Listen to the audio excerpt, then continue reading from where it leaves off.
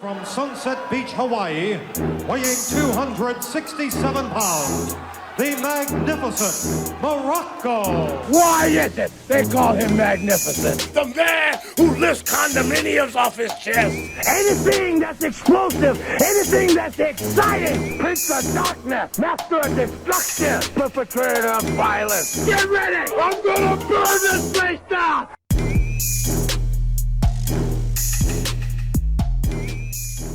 Hello everybody, it's James here, Don Muraco's Magnificent Podcast. Plugs first, the rock behind me and the Owen Hart books, blah blah blah, you know, Amazon. Right, we're going to go straight into the podcast now, and we were just talking about Ric Flair coming back.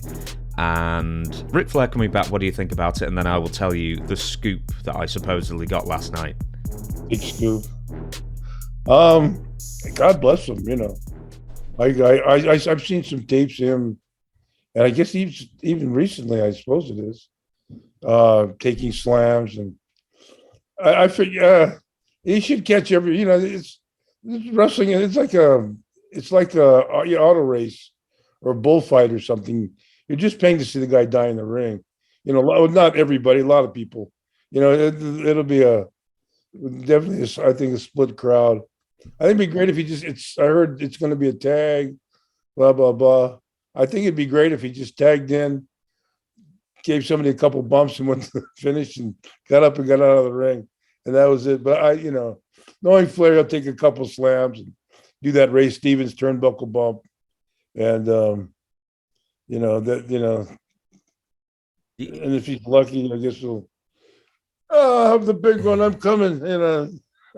Everyone I've talked to has mentioned the same thing, is that he just wants to die in the ring. Yeah, I guess. Yeah, that would seem that way. You know, I read the different fan analysis to go through, and that's pro and con, you know. Leave him alone, let him do what he wants to do, you know, sure. Okay, well, I'm going to start shooting heroin and fentanyl. I'm saying making speedballs out of, well, that's a good idea. I spoke to Dutch about this a few days ago, and I gave him a list of people who were still wrestling, and Jimmy Valiant is still wrestling at 79. And I know Lawler's wrestling quite regularly at 72. And there's a couple of other people. Jerry Lawler. Oh, yeah. He was just on TV tonight. I was watching, they had the Raw on tonight, so I was sneaking in and out, watching Cody Rhodes, Seth Rollins. They trained him. He's the new Triple H. He's your fill-in. Kevin Owens. They got a good crew. Miz and they're really Rhodes' boys getting a real hell of a push. Yeah, he's good. I like him. You might as well for the money you're paying him. What are they paying him? Oh, it's well into the millions. Oh yeah, I imagine that. But I know no rumors. Well, there was a rumor actually that he was getting paid $5 or up to $5. Well, he's doing all those other things with the TBS network. He's on a couple other shows and things. So probably have to be close to that to make what he was hitting there over there. Before we move off, I've got to mention Ric Flair. So I spoke to Brian Blair yesterday, and he said, and now this did come straight after a book plug. That's book, not but. A plugging of his book, and then he brought a Ric Flair, and then he kept mentioning that he was wrestling Hulk Hogan. Huh? Who knows? Yeah, I think they'd hype that. You know, that's what's Hulk going to do? Drop a leg with his repaired back? I think he might have to be like winched down if it's Hulk Hogan, but yeah, I would have to be. No secret there. You know, somebody have to wheel me in and wheel me out. You know, this is just. But you know, he looked good. You know, why anybody wants to take a bump at that age is pretty. It's just like I said. Wouldn't expect the way he looks now. And then you look at some of the pictures when he was training, out at Gagne's ranch, Gagne's farm, and when he first broke in, I was about 300 pounds and the brown hair and the bulky body, and then always he's morphed into he was crazy for Dusty. When Dusty and Murdoch, he hung him around, picked him up, and then he left. And I, went on the road. And we parted. I left AWA and stuff. And then in those days, Buddy Rogers was the man. Everybody, all the old timers.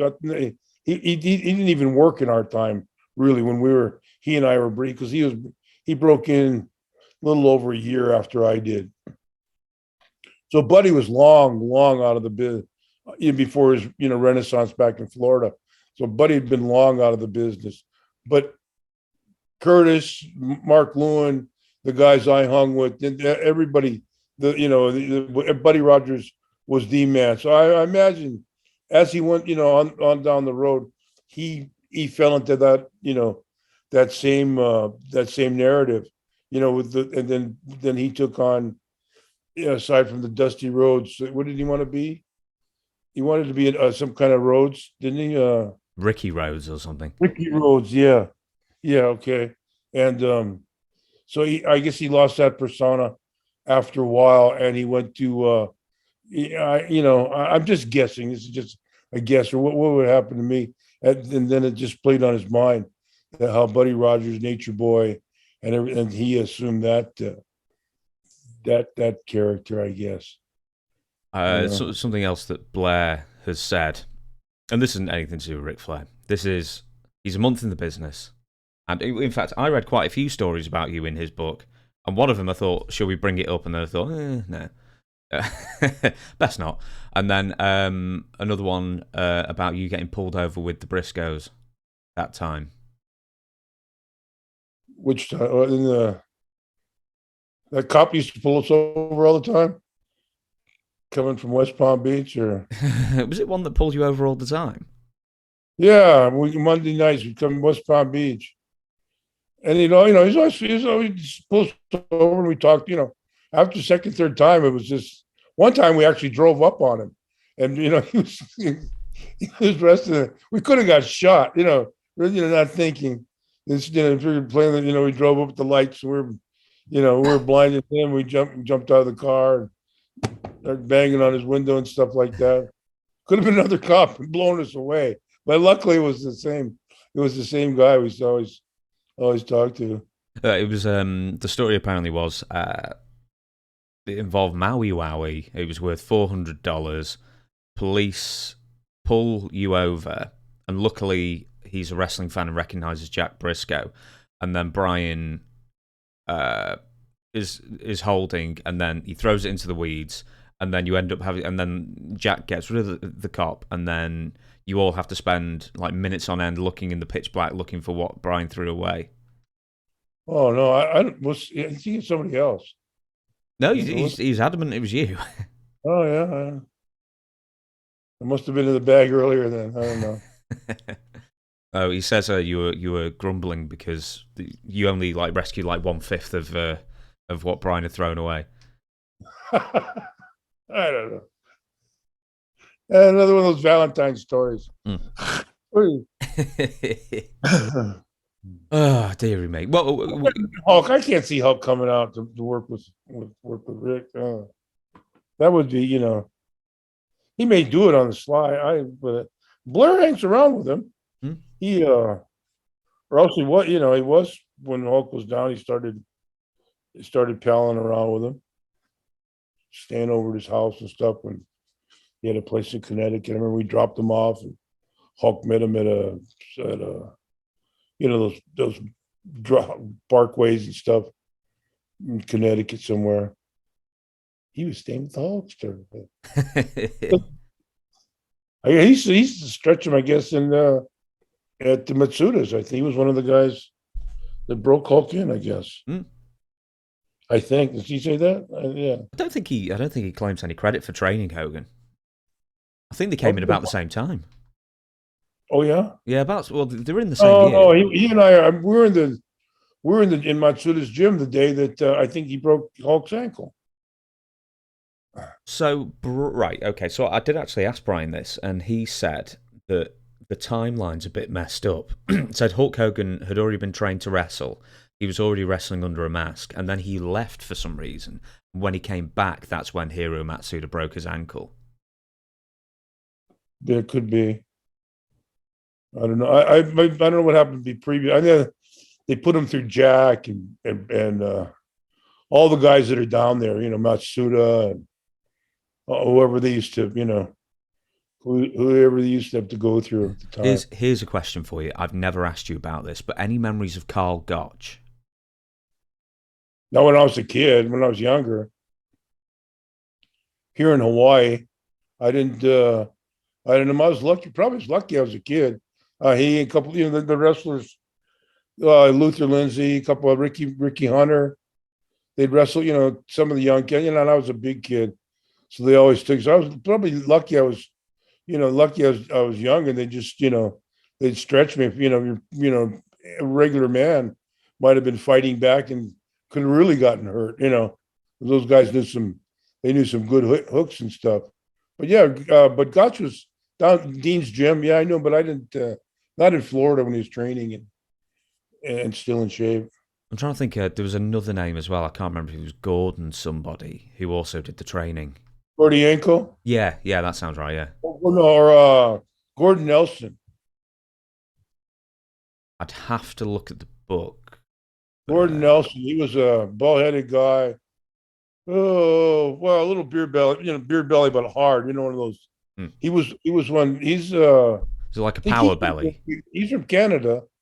He was from Canada, but I think he went through Wigan. He was a tough son of a gun. He Angelo Mosca used to tease him about. He grabbed Mosca and hooked Mosca and tied his arm up and stuff. Mosca, my shoulders, you hurt my shoulders.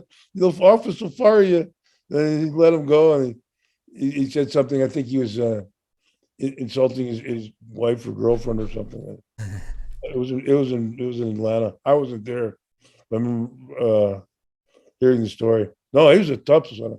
I think he went through Billy Robinson. He would rave about him. Gordon Nelson, and then there was a Gordienko too, who worked for Stu Hart and stuff a lot. But he was just a burly, 6'1" even, 6'1" maybe, 300-pounder. He had a reputation like Billy or, Gotch or one of those top guys. Brian said that Gordon Nelson was more likely to break a bone than Hiro Matsuda was. Possibly. I know he's a rugged. He's a rugged. When Robinson used to talk about him. I remember when we were at gym in Winnipeg one time. Some guys were, trying to make conversation. Gordon Nelson and Robinson goes, he does 10 reps with the squats and does that. Goes, like in other words, shut the hell up. But Gordon Nelson was. It was a riot. I could fight my way. So he was one of the guys that came out, help us. I don't know if it was a tag or what it was to get out of there. Some guy was good. He boom caught both ears and just boxed his ears. The guy just went woo. He was, he was a tough one. He wasn't that old, in fact. At that time, he was, getting there, 40s maybe. We're gonna have to have Brian on. But I think it's so difficult to do when we're 11 hours apart and we can only do a very, very. I could do this morning. I couldn't do this morning because I had the dental appointment. Sorry, yawning. Oh. I don't think people realise is that my alarm goes off and I just walk straight into the office and start this. That's what I was going to complain about at the beginning of the show, and then I could have complained that for some reason Zoom wasn't. Just everything was going wrong again. It always seems to go wrong. We end up spending half an hour trying to actually sort out this thing every morning. We got fast today, though. Yeah, well, it was my fault. No. Right, let's move on to the main is there any other news you want to refer to or thoughts? No, those two ladies that walked out. Somebody gets sick or somebody ill. No.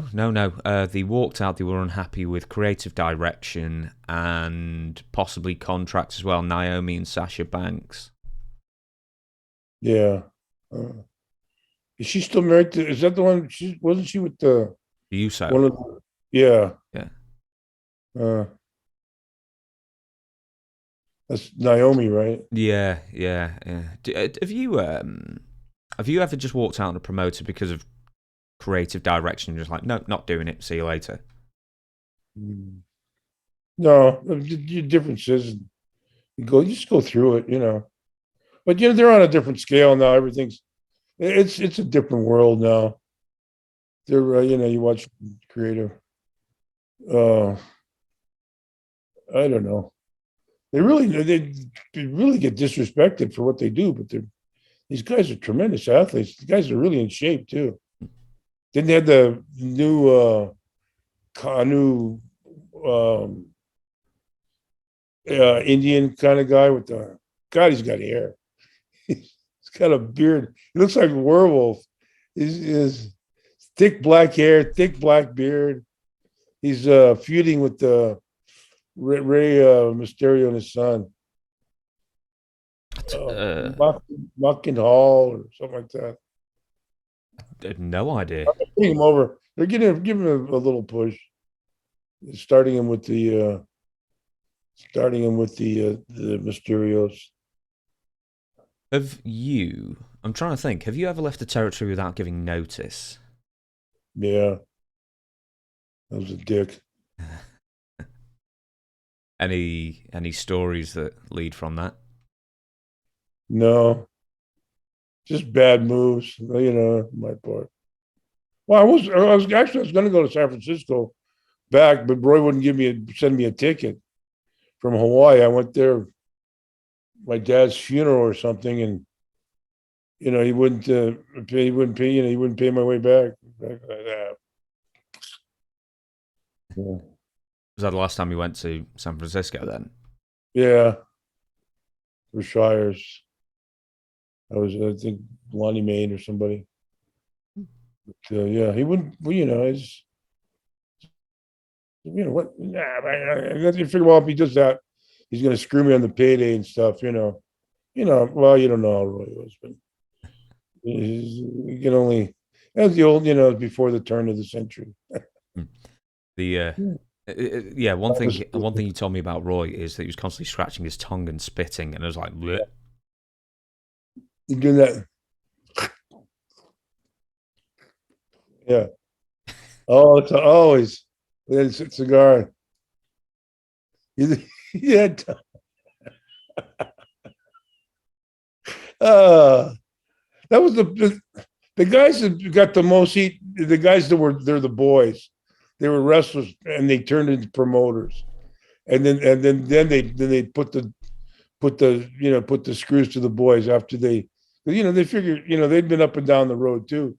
They'd have a little bit of a little bit more empathy, a little more understanding what the guys on the road are. But some of those guys just turned out worse than who's the Tennessee Nick Goulas. And I never worked for Nick Goulas or had anything. I met him one time, said hello. I heard a lot about you. That was it. But yeah, I never worked at Tennessee. But he was notorious. The same with agents as well, isn't it? Is it like the boy, like the boys become the prisoner becomes the prison guard? Yeah. That's all my friend George Steele, Tony, all guys that I was, I work with and stuff all the time. They, I left them good guys and hear back, oh, this guy was an asshole. This guy was an asshole. Boy, times change. Power, a little bit of power goes to people's heads. Right, okay, let's carry on with the meat of the podcast then. And we left at the end of May with the WWF year in review. And we're going to carry on with that then. And in May 31st, you lose via count-out to Paul Orndorff at the Philly Spectrum when Fuji repeatedly hit Orndorff with the cane, knocking him back into the ring. Who did Fuji reserve the hardest cane shots for? Not Orndorff, I can imagine. Me. Oh, me. Uh, all the ducking hits, or the guys would duck, and he'd hit. He'd hit me. How many times did he hit you? God, how many finishes? Finishes do we have like that? No, probably a million. Did you ever get a lot of powder in the eyes as well he from was. him? That's bullshit too. What's No, that? he was that he hit. So he never hit anybody with the. Fuji was he's a worker and troublemaker outside of the ring, but in the ring and around the wrestling, he was 110% business. Obviously, Vince kept him for 20 something years through all those tag team runs. And how many years was a manager? About 10 years. Yeah. From me to whoever, to Demolition to Yokozuna, on and on. He was there for quite a while. Freddie Blassie, was he more notorious for stiff cane shots? Did he get? Did he what? Was he more notorious for giving a stiff cane shot? God, I don't know. He wasn't involved in any finishes about that time. None of those guys. Only Lou. Lou had already pretty much faded out by the time Fuji took over. It was Fuji and Heenan that, and maybe Jimmy Hart. Who were the other managers? Johnny V. Yeah, Johnny V a little bit. I don't think he had any guys that he took. That they gave that big a push to. But what about the Dream Team with Greg Valentine? Yeah. Oh, he had them? Well, that was Jimmy Hart, wasn't it? No, that was I think that was Johnny V, I think. Oh, okay. Well, then he didn't. No, it was Jimmy Hart, Heenan, and Fuji in the bigger, the shows. They were pretty much, and I'm sure there were other managers too. After a while, but Lou, like I said, Lou was pretty much done with it. Last time he worked was that angle I worked with Rocky, where he jumped to Rocky, had me pinned. He distracted the ref, and by that time, I got out of it. And, that same old finish. I've not seen Young Rock, but I like how apparently even in Young Rock, which is produced by his son, he's even a con man in Young Rock, or a bit of a con artist. Yeah. Well, I guess he lived with it, right? He grew up with him. Everybody knew Rocky. The Copenhagen and the thing and the workout, and like I said, he potentially was the best. Could have been, the biggest black worker in the business. All the nip ups and drop kicks, and the way he could use his hands and his timing, and he was a smart. He wasn't an ignorant guy. And I think he probably came from an era, or where he was used to being, where like black man being held down, and never got out of that. Even as he grew, in the business and went along, that he'd kind of set maybe perimeters or boundaries for himself. I don't know. My guess, because he never seemed to rock the office, to really, push himself in the offices, or, go and work for angles and stuff like guys would do in those times. Go and try and work their own.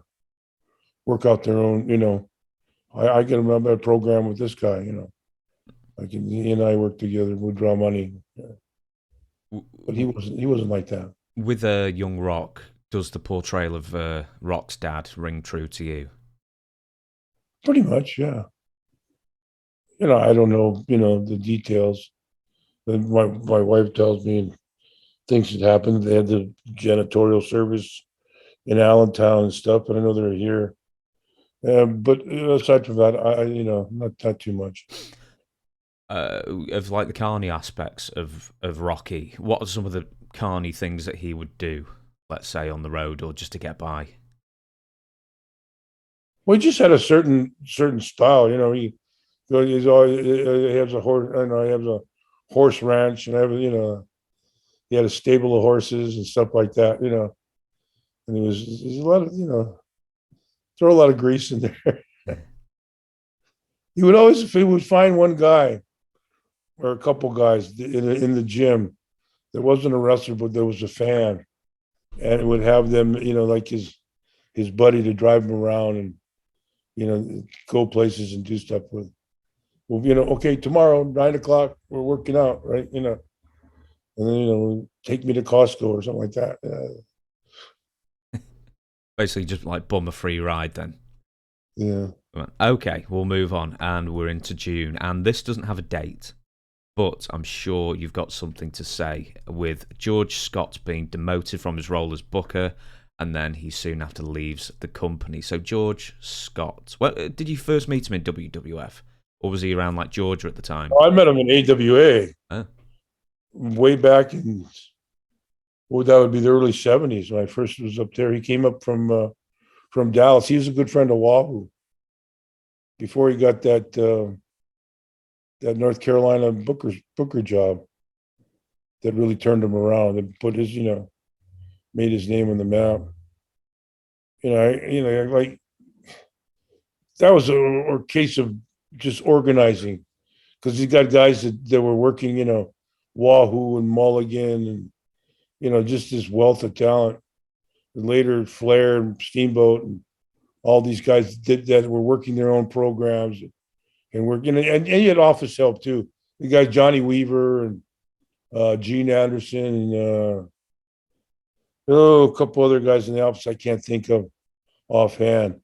But you had guys, in that North Carolina office that there were lifers there, the Crockett's and stuff like that. So you get in there, and it was he did a great job. I heard those guys were making 200, 300, 400 grand a year, but like you said, Wahoo and Mulligan, Valentine, and it's just a handful, just a collection of all the guys, all those great workers in the South.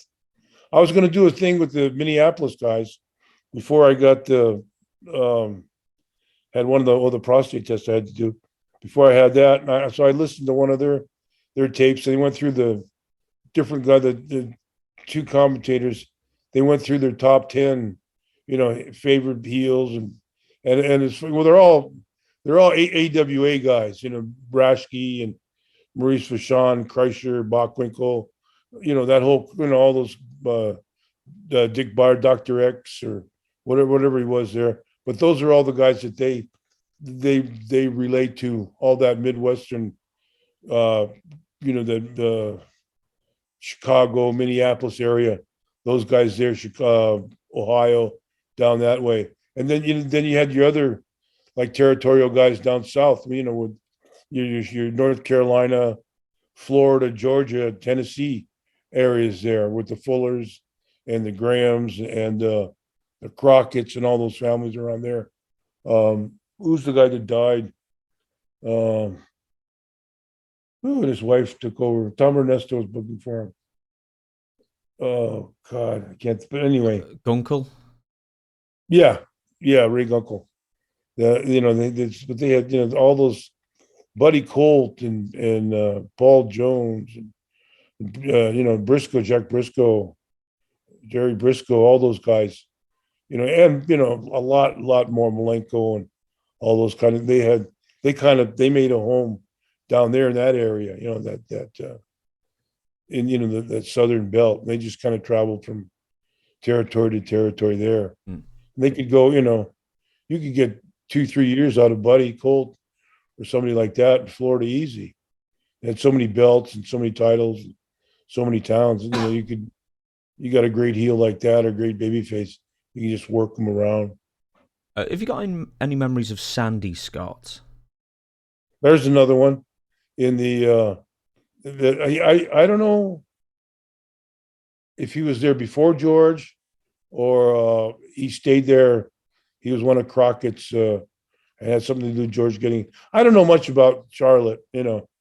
Just that it, it became just a great, once Wahoo hit there with his programming and, started turning it on and turned it over to Flair and those other guys. It was just a money pit. With George, WWF, when did he come in as Booker? Was this before you returned around WrestleMania 1 time? Yeah. He wasn't there for the first run with Pedro, and then probably only part of Snook, probably around when Snook and I were finishing up. I don't know when, I don't remember exactly when he was in there. When I came back after my second run, I think he was pretty well in there. But when my first run through with Pedro and stuff, Pedro and Bob, and then after that he'd come in. They started bringing Piper and Ricky and Valentine. Valentine was already in there, but he started bringing all his boys from up at Charlotte over there. Valentine was already there. Yeah. What was his booking style then, if you could describe it? Oh gosh. Oh, probably pretty well, the same. Let Wahoo and these guys are calling their own program. Are running their own angles and stuff. So it would. I don't think he stood over. I don't think he stood there with a whip. And trying to get his ideas and stuff over. He probably, he had guys that were experienced and talented, and he probably let them run with it. I don't know. I'm guessing. It was when he was in New York. It was he didn't really. He had the name, but you didn't know who the hell was running. Who the hell was running the show? Vince. That's obviously Vince had the last say, but there were other guys. Monsoon still had a part of it. Obviously Pat was starting to get a foothold in there, and that's probably why he got fired, was Pat slipped in there. Well, how often would you see George backstage, or would you see him? Or was it just a name and then director would come down? Once in a while, TV shows, you wouldn't see him that much. He wasn't around that often. See him at the TVs or, Big Show Garden or something like that, probably. I don't remember seeing him around a lot myself, personally. And you've told me once that George Scott was not your biggest fan. Why? I don't know. I don't know. Bro, I think because I didn't kiss his ass to go to Charlotte. Because all the top guys wanted to get in there and make money and wanted to go. But usually by the time I got finished with 6-8 months in Florida or somewhere, I was burned out. Needed to head to the land of the land of the sun over here in Hawaii. So I didn't. It's not because, and boy, Charlotte was they worked. Those guys worked too, 7 days a week. Before they were doing double weekends, they were doing double shots and everything else. There was all the other tier. Florida's doing it, and Vince started doing it later on. But yeah, everybody. But those guys worked there. They had millions of cities up there, Virginia, and North and South Carolina, and some other other areas in there. All kinds of cities. I take it you don't know why he was let go then? No. No. Okay, we will leave it there then. And June the 1st, 1986, if you're wondering, Billy Jack Haynes debuts. He's got a good body, not too bad of a promo. Your thoughts on Billy Jack when he debuts? I like Billy. He was a good guy. He wasn't.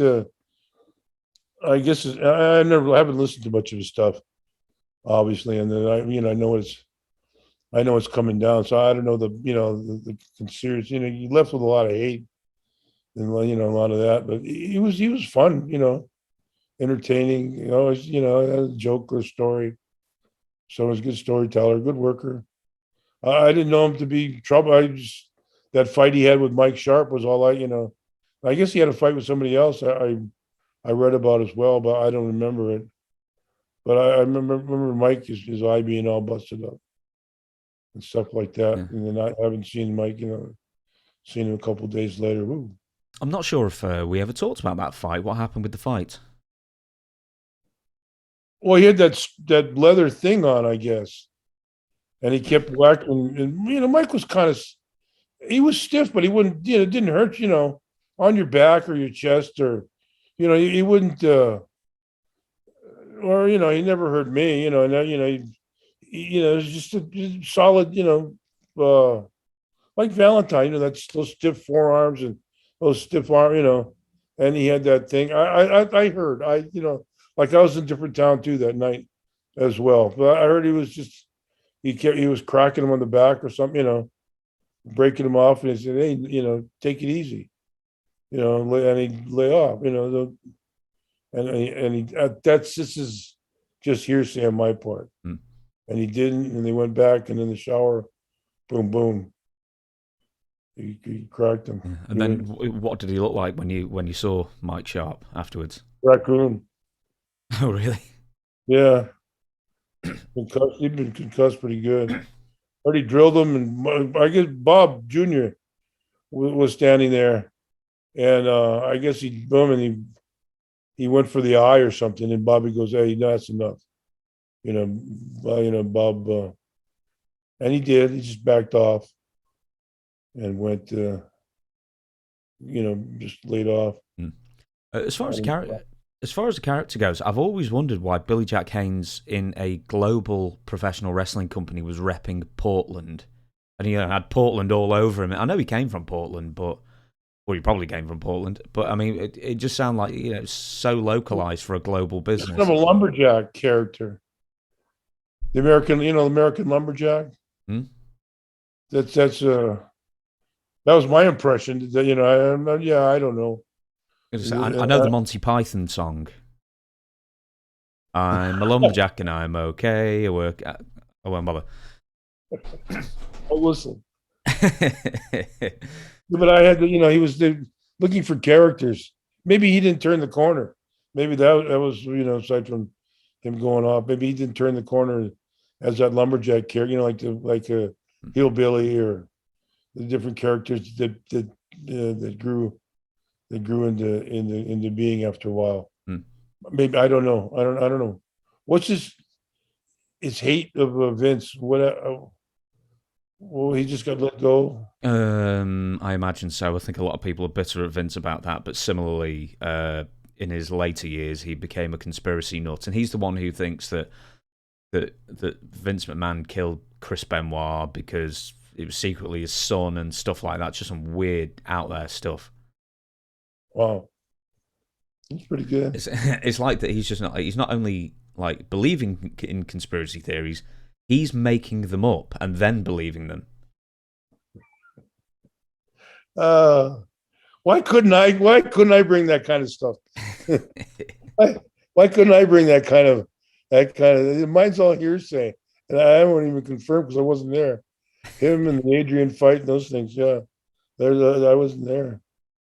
Yeah, why couldn't I bring that kind of fire to the screen? Well, you could do. Make something outlandish up and then believe it. Yeah.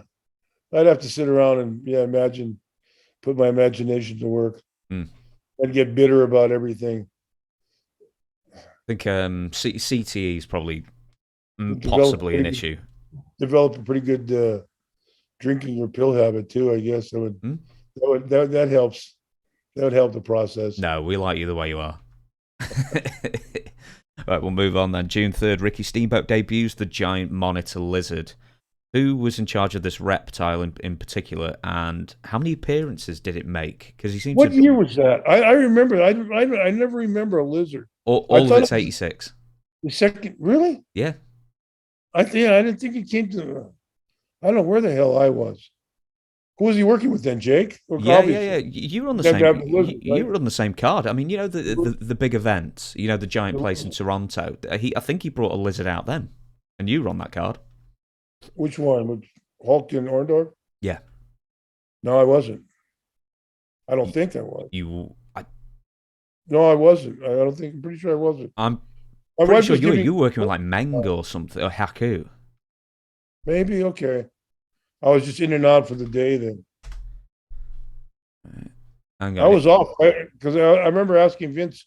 I was right around October or August. yeah. Well, and then after that, well, it was close to when my kid, maybe my son was getting born. Well, I'll give it to you here. You were on the second match of the night, and you went to a 20-minute time limit draw with Haku. Okay. So a big deal to you then, this 60,000 Good plus enough. attended show. Yeah. Well, it's nice to. I'd asked for the time off. I mentioned. I said, well, God, the business is hard in that September, October. August, in school months at the time had been traditionally hard.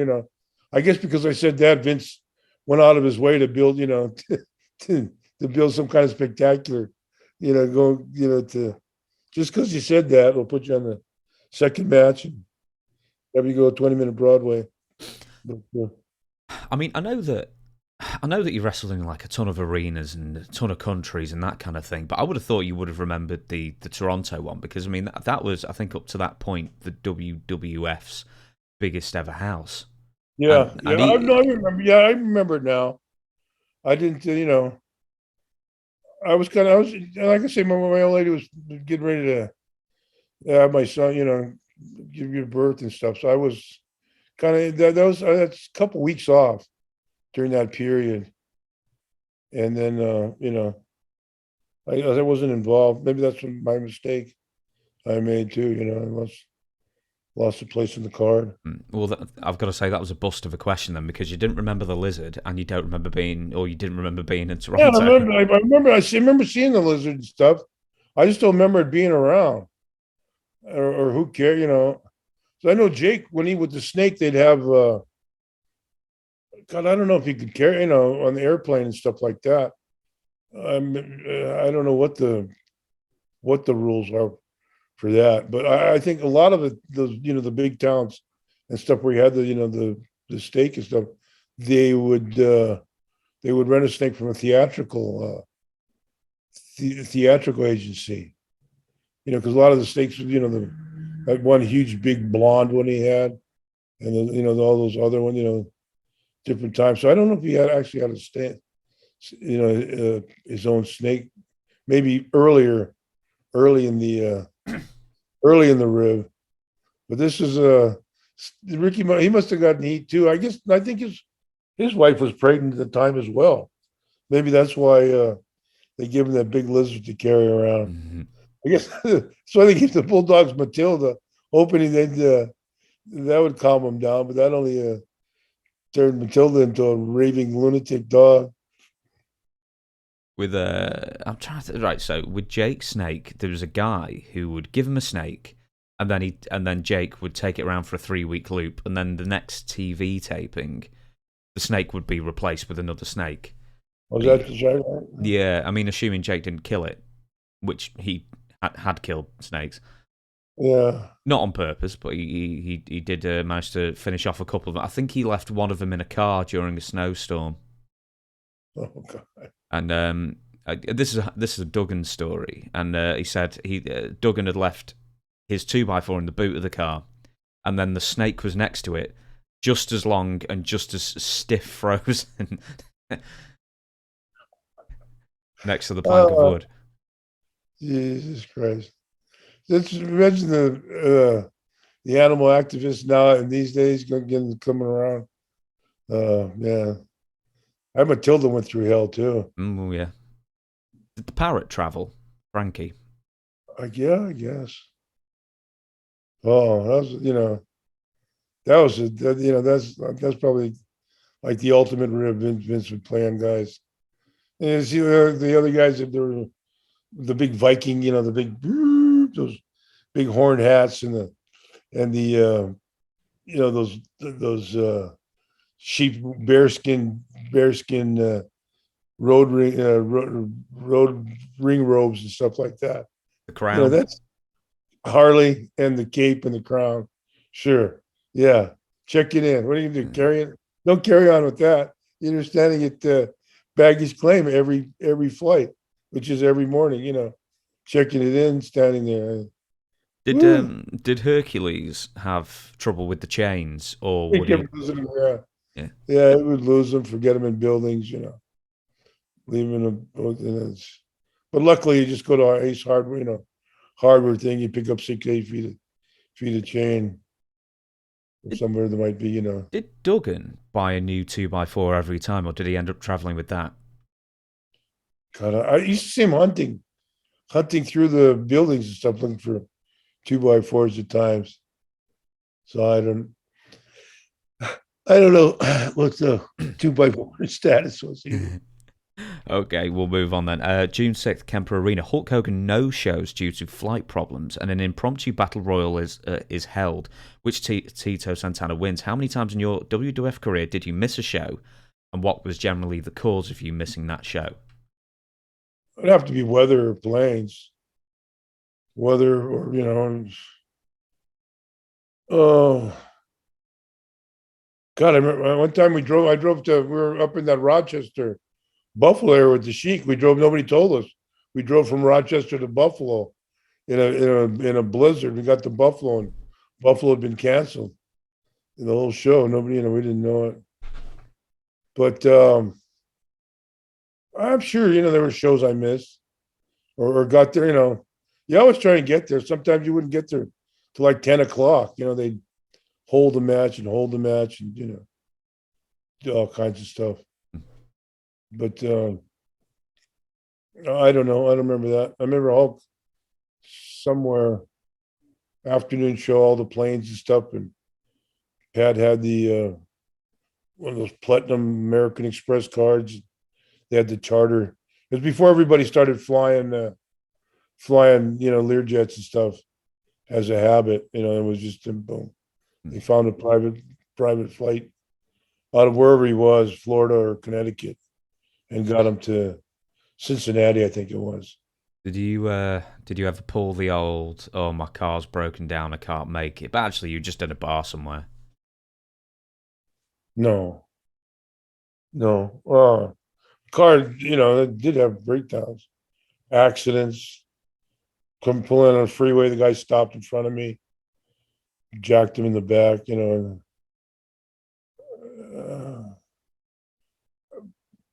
it's amazing the guys made it, how, the way they used to travel and the condition and stuff they would get in going up and down the road. How many guys, made towns and stuff all the time. It just, it's really amazing. Did you ever miss a show due to like the flu or sickness or fever or anything like that? Rather than an injury? No, I don't think so. I sometimes look backwards. I was walking like the, like Igor or something, I mean, back with 6-man tag, me, Billy D, Mass Superstar, and Harley. I forget who the baby faces were, but finally got through, trying to, my back had been killing me for like a week. And I was like, Bill goes, "Wait, your back guy?" I said, "Yeah." What made you? He said, "You're walking like John Wayne." Yeah. Oh God, just no. You keep going. Sometimes if you got that sick, I'm sure, but I was, never. I was miserable there in Japan. One time it was both ends going. Still, you just shorten the match. Did you know of anyone who constantly missed shows and actually had remained employed at least for a while?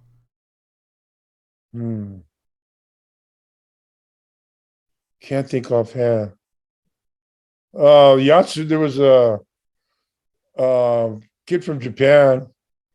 He would miss him. He'd come late all the time, He would drive right Mike Sharp. He was another one, he had an old Chevy Vega or something. And he'd race by, he spoke no English, barely passable in English. And there he would drive by towns.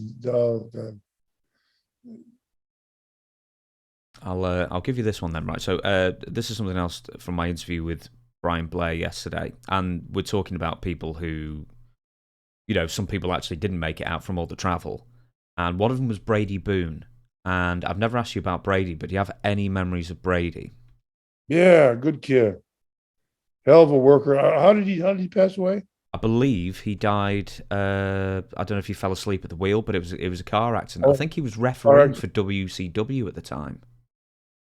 He was up. Where was he in WWF? Huh? Yeah, he was mainly enhancement talent, but he was interesting. He'd do the backflips. He was dead athletic. He was a hell of a worker. He was a little short, and he wasn't good. Couldn't get a push, and I'm sure I worked with him several times. Yeah, it was a hell of a hand. He was there. Kurt Hennig, him, a couple other guys with young kids around at the time in WWF there at the time. Yeah, it was good guy. Yeah, Dean Peters. Yeah, he died December the 15th, 1998, while driving home from Tampa, Florida, from a WCW television taping in Orlando. Yeah. Is falling asleep at the wheel? I mean, have you ever done it? Yeah. Hell yeah. My last time when I worked nights on the docks, I was the last night I worked because I hated working nights anyway. And I was coming and I got it's a big long hill down here through the pineapple fields. Then comes, so I guess it was kind of hypnotizing. And you get one point is a 35-mile-an-hour zone, and you get to where the cop can hide. You get to like a curve there where you go back to it's a bypass through Holly with the main town there. And I don't know what happened. The light, all of a sudden, the blue light came on and the thing, and I jumped up, and I must have, I think I must have fallen asleep. And I told the cop, God, the cop let me go because I was, I was shook. I said, whoa. I said, how fast was I going? And I pulled over. I finally caught him a couple weeks later. I told him, hey, thanks, man. I said, I'd fight, I was getting ready to, or I'd nodded off there. But on the road too, I'm driving, God, all the time, coming from all, red eye flights, driving back to New Haven from New York or LaGuardia or something. Sure. All the time. Do you, I don't know what you call it over there. Is it something like highway hypnosis? Yeah. Yeah. Is that a real thing? When you're like 3 o'clock in the morning, you're driving down and just everything's the same. Yeah. If you're by yourself, sure. I get, usually you're going to get some guys in the car and got some beers and some food and stuff. And you can keep, you just keep going. But other than that, if you're by yourself, I can see easily, I'm trying to think who else, because I know Joey Morella died because of that. Was there anyone else who fell asleep at the wheel and had like a bad accident, or I don't know if Danny Hodge did that. Did he? If he did, he didn't die. I think he's died a couple of years ago of natural causes, I thought. Yeah, no, that's the one where I think he had like a car accident and he broke his neck, and then he had to punch his way out of when the car was submerged in a lake or something. Yeah. Well, Moondog, Lonnie Main, that's, he was drinking and stuff. Killed himself and a lady and her daughter, San Bernardino, something like that. Yeah. We'll move on. June 9th, Palmer Auditorium, Davenport, Iowa. Cowboy Lang defeats Lord Littlebrook. Who are your favourite midget wrestlers? Well, Haiti Kid was my buddy. I knew you'd say Haiti Kid. Haiti Kid is my pal. Little Tokyo was a good guy. They're all good. They're all pretty good. Cowboy Lang was a good kid. Littlebrook. It was a Sky Lolo. He was and he's French Canadian, and he talking. He had a great big wife, like great big women. He was a classic. Mm-hmm. Him and Little Beaver, they were the ones. They were the ones that made Sky and Beaver. They were the ones that made midget wrestling. Little Beaver was from Montreal as well. You'd think with the name like Little Beaver, he'd be the ladies' man. He was, yeah. He was a big baby fan. I don't know, they were before my time. They're a whole different area. And Fuzzy Cupid. As a kid, who were the midget wrestlers who you enjoyed watching? Beaver. Everybody loved Beaver. And everybody else was whatever. The Fuzzy, Sky, Little Brook with and a couple of heels. Later Little Tokyo. But Beaver, whoever his partner was, then Cowboy turned into a big baby face for them. Little Brook was their booker. Little Brook they all worked out of St. Louis or Kansas City, one of those spots down there. And they, take off. Did any of them like really want to be taken seriously as like professional, legitimate sports wrestlers, and just no one else was taking them seriously at all? I don't know. I don't know anybody. I don't know what kind of if they would have that type of mindset. They were in their own group, like the ladies were, like Andre. They're in their own little clique, their own little group. So what their conversation, and then you get Haiti or one of those guys with you for a while. Like he was down in Australia, so he was hanging around. And then he'd come after a while. We were good friends. He's a good kid. Was it Littlebrook who was the booker, or the handler? Yeah. I think around Kansas City, somewhere around Kansas City was where they were headquartered. We're Geigel, out of Geigel's, part of Geigel's territory. Geigel's office, Bob Geigel's office. Who would be most likely to rib the midgets? Foods, Lonnie. A lot of the guys, Dynamite, the guys, the heavy ribbers, Dynamite. Fuji's always making them, beautiful sandwiches out of cat food and stuff like that. I don't know what kind of ribs they play on them. I know the sandwiches and stuff, but the things. Lonnie Main, then different territories, different kind, guys, rascal bastards, wherever they are. So you never found one like one of them duct taped to like the ceiling fan or something like that? No. Maybe if the Steiners were in, that would have happened. Okay, we'll move on. June 11th, WWF. Oh, the rest of them could have cut them up and shit them in the ribbons. They took care of their own. There was 4 of them on the road. You would. Right. June 11th, WWF debuts in Des Moines, Iowa. Des Moines, Iowa. What territory would that traditionally have been in? Joe Dusick, Omaha. The old Omaha territory. Sioux Falls, AWA, Vern, and I think Vern gave those towns to Dusick, but he'd give him talent. Me and Snook had to go out, way the hell out there, Sioux Falls or something one time, in a car, and drove as on an AWA card. God damn, drove forever. I passed out. Jimmy was driving my truck back. Couldn't read the signs. We got back to Minneapolis, so somehow. I don't know anything about Joe Dusick. Tell me a bit about him. Old wrestling family. He was a good guy, older. They were real I guess from the 40s and 50s, maybe even back as far as the 40s. I don't know if they went that, but Joe, and he had his brother Ernie was referee, and he wouldn't get that. He'd count with his feet. He wouldn't get on the mat and count, and he'd if you didn't like, he'd slap the shit out of somebody if you're screwing with him or something. He was an old salty old guy.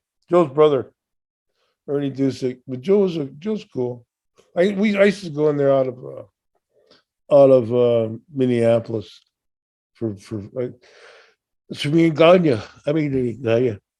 Valentine hit that the first hooked up as the Midwest Tag Team undefeated to this day. Midwest Tag Team, my only claim to fame. We're terrible, aren't we? It's like we're 11 hours apart, so this is early morning for me. It's pretty late in the evening for you. We're both yawning at each other all the way through the podcast. I'll ask one more question. Edit those parts. Oh, I can't be bothered. June 14th. This will be the last question. Ohio Center, Columbus, Ohio. Brickhouse Brown makes his WWF debut. I didn't realize Brickhouse was ever in the WWF. He was only there for a couple of months. I read it this afternoon. I didn't either. Oh, so plenty of stories and memories. For real? Who was he? Who actually was he? He was just a dude who was USWA. You know, he was just like based in Southern Territories. Do you want me to find his real name? I remember he passed away 2 or 3 years ago. Yeah. And going back to Brian Blair. Brian Blair and he were friends, and I remember he wrote a big obituary on him, and said that evidently they were good friends, probably down around Watts' area or something. I'm looking at it. It says there's a lot of information here. It's more Memphis. AWA Southern Heavyweight title. Yeah, it's more like Memphis, Tennessee area. How long was he in WWF? 2 months, if that. Oh. So that was that he debuted in Columbus and left in Akron then. Yeah, basically, yeah. Well, since you don't know Brickhouse Brown, I'll ask about Jerry Valiant. I mean, he seems to be pretty much semi-retired by this point, but Jerry Valiant, the missing third Jerry the Valiant brother. Yeah. I remember him vaguely. He was I don't know what he had to do. I don't know how he got that Valiant moniker. He just seemed to take it. Did he work with him as a 6-man or anything ever? No, I think he was a tag team champion with Johnny maybe, and then Jimmy was maybe the manager. No, it was Johnny and Jimmy. The Valiants, they were the tag team. You're gonna tax me here, hang on. I remember seeing Jerry around, him being working around, but I don't remember I don't think he ever got a push or was ever considered, part of the establishment there. All right, let's have a look now. Jimmy and Johnny Valiant tag team champions. And Jerry and Johnny Valiant, there you go, 1979. They were tag team champions. In New York, WWF. Yeah, 1979, yeah. They defeated Larry Zbyszko and Tony Gurria.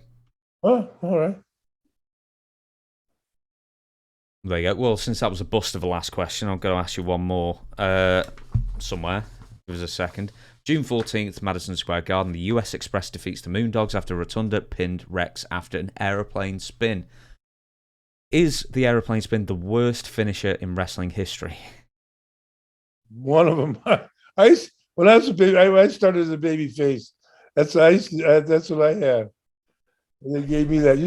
They seem to like it for some reason. You can get a couple finishes out of it. Get a couple screwed a couple times. You work a few things over. Yeah, it is. You're going back. That's the 60s. That's the 60s, 70s. That's not even a high spot anymore.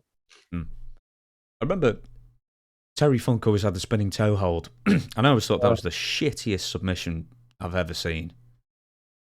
Yeah. But Dory Sr., I guess. That's the family. Rogers had started with the figure 4. Rogers was the one that brought the figure 4. So I guess Dory Sr., he was a character.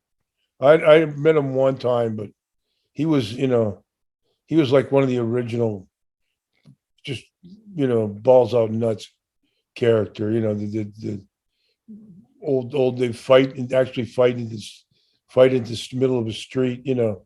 Fight outside the arena, onto cars and stuff, and in the streets and stuff, stop traffic. And all those kind of Texas death matches. He was just nuts. I know that not every wrestler in the early days had a finishing maneuver, but do you remember any of the moves that people would win with that you just thought, man, that's lame? Boy. Oh, God, no. Ap- So once you get the holdover in TV, you almost never use it again. It's like a figure four, or a deathlock, or a sleeper, or something like that. It's just even back then. It's almost even even in preliminary matches to go over. Your territories were limited. Limited enough of guys, so you couldn't go around breaking different guys' leg every night. So you'd have, and if you're a heel, instead of a spinning toe hold, you pull some kind of cheat finish or something out of the bag. You always keep, you try to keep it close and try to keep everybody else, keep everybody up a little bit, so everybody would help draw.